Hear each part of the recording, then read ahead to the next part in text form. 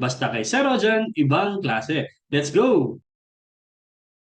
Okay, welcome muli sa ating klase. Sa video na to, pag-uusapan natin ang Article 1228. Itong article na to ay tungkol pa rin sa obligations with the penal clause. Pero pinag-uusapan dito kung kailangan nga ba ng proof for actual damages para mag-claim or mag-demand ng penalty. Kailangan nga ba or hindi? Ano nga ba? O ready ka na? Sige, start tayo. Let's go! Ayan, sige, basahin muna natin. Article 1228. Proof of actual damages suffered by the creditor is not necessary in order that penalty may be demanded. So again, itong article na to ay pinag-uusapan pa rin ang tungkol sa obligation with the penal clause. So obligation with a penal clause. So continuation to ng Article 12, 26, 27 at saka ngayon 28 na. Ngayon, ang specific discussion naman ay nakatuon tungkol sa kung kailangan nga bang patunayan ni creditor na meron siyang actual damages na na-suffer bago niya i-demand yung penalty. So ang sagot natin ay hindi. So no. No proof of actual damages is required para ma-demand ni creditor yung kanyang penalty na dapat bayaran ni debtor. So pag nagfi-fix tayo ng penalty, ibig sabihin kasama na yan sa napagkasunduan. Ang presumption dito ay merong actual damages na pwedeng ma-sustain in case na may breach. So ang presumption,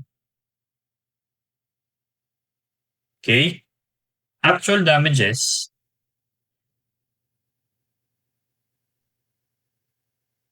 may be sustained in case of breach. Yan. Ibig sabihin, aware ang mga parties na kapag hindi nagawa yung dapat gawin ni debtor ay merong damages na masasuffer.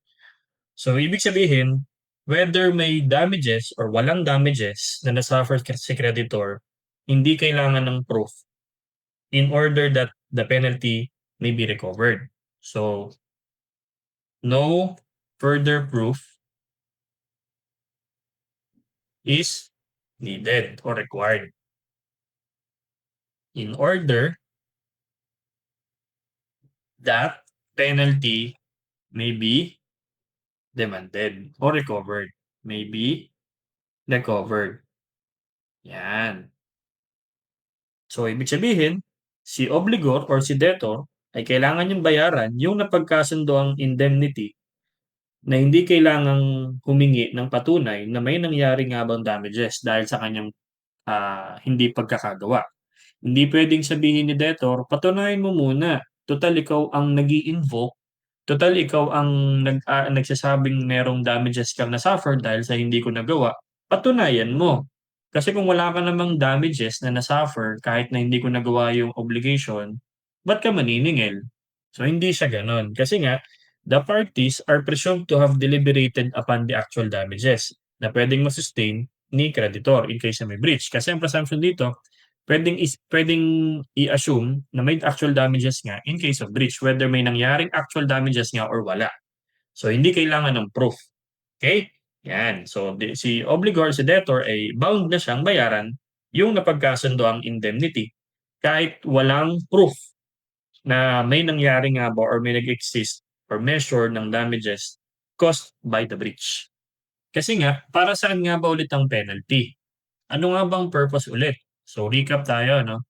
So the purpose of the penalty clause is precisely para maiwasan yung proving of damages. Kasi nga, ito nga yung substitute sa damages. So para hindi na mahirapan si creditor na patunayan may damages, yung penalty na nga yung kapalit nun.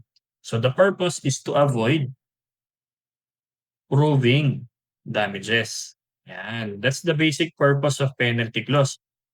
Hindi na tayo mahihirapan na patunayan may damages talagang na-suffer.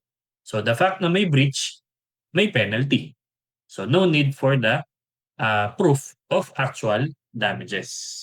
Basta merong na-breach na agreement or contract, matic na yan, may penalty. So the mere yung mismong non-fulfillment ng principal, entitled na ngayon si creditor dun sa penalty na napagkasunduan nila. Okay?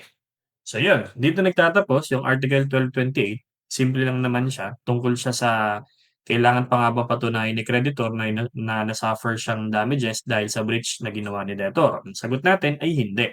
Okay, so no further proof is required in order that penalty may be recovered kasi nga ang purpose nga ng penalty clause ay maiwasan yung pagpapatunay na may damages talaga na-suffer.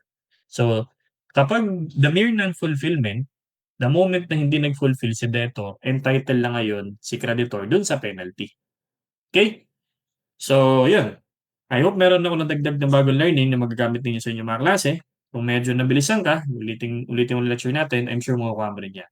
Lagi sinasabi sa inyo, mag-aaral kayo mabuti, mag-ingat palagi, at laging tatandaan, ibang klase ka. Bye-bye!